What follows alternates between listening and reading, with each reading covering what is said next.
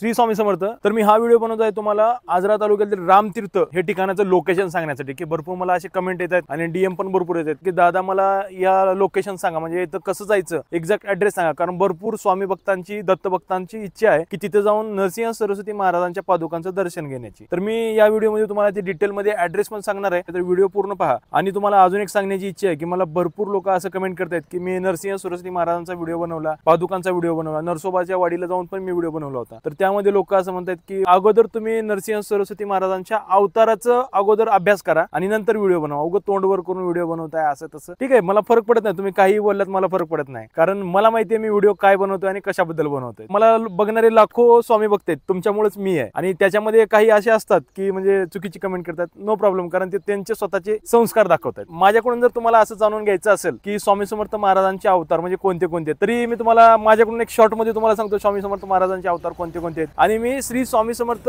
महाराजांचे दुसरे अवतार हे नरसिंह सरस्वती महाराजांना का बरं बोलतो हेही कारण मी तुम्हाला सांगून देतो। कारण पहिले अवतार हे आहेत श्रीपाद श्रीवल्लभ, आणि त्यांचं लोकेशन मी तुम्हाला सांगून देतो, ते पिठापुरम मध्ये, त्यांचा जन्म पिठापुरम मध्ये, म्हणजे जन्मभूमी हे पिठापुरम आणि कर्मभूमी ही कुरवपूर, तुमच्या माहितीस्तवर सांगतो। नंतर दत्त महाराजांच्या नंतरचा दुसरा अवतार म्हणजे हे नरसिंह सरस्वती महाराज। नरसिंह सरस्वती महाराजांवरती मी डिटेल मध्ये माझ्या पेजवरती व्हिडिओ बनवलाय, तुम्ही जाऊन पाहू शकता। आणि त्यांच्या नंतरचा जो अवतार आहे तो साक्षात स्वामी समर्थ महाराजांचा अवतार आहे। आणि स्वामी समर्थ महाराजांनी ओमच्या आकारामध्ये भारतभर भ्रमण केलेलं आहे आणि साक्षात ब्रह्मांड नायक त्यांना म्हटलं जातं। आणि मी जे म्हणतोय की नरसिंह सरस्वती महाराजांचा व्हिडिओ बनवताना पण मी हे वाक्य वापरलेलं आहे की स्वामी समर्थ महाराजांचे दुसरे अवतार, भरपूर ठिकाणी असं वाक्य वापरलं। आणि भरपूर लोक मला कमेंट आणि डीएम पण करतात की दादा तुम्ही असं कसं बोलताय, तुम्ही अभ्यास करून या याच्यावरती। म्हणजे मी याच्याबद्दल मी हे सांगू इच्छितो की स्वामी समर्थ महाराजांचे म्हणजेच स्वामी समर्थ दत्त महाराज आणि नरसिंह सरस्वती महाराज हे वेगळे नाहीयेत, हे सर्व एकच आहेत। त्यामुळं मी स्वामी समर्थ महाराजांचे दुसरे अवतार म्हणतो। जसं की प्रेमानंद महाराजांचं एक वाक्य आहे, शिव, श्रीकृष्ण आणि राम यांना तुम्ही वेगळं समजताय म्हणजे तुमच्या म्हणजे तुमच्या डोळ्यामध्ये काहीतरी फॉल्ट आहे। आणि मी तुम्हाला असं सांगू इच्छितो, स्वामी समर्थ महाराज, दत्त महाराज आणि नरसिंह सरस्वती महाराज यांना जर तुम्ही वेगळं समजत असाल तर नक्कीच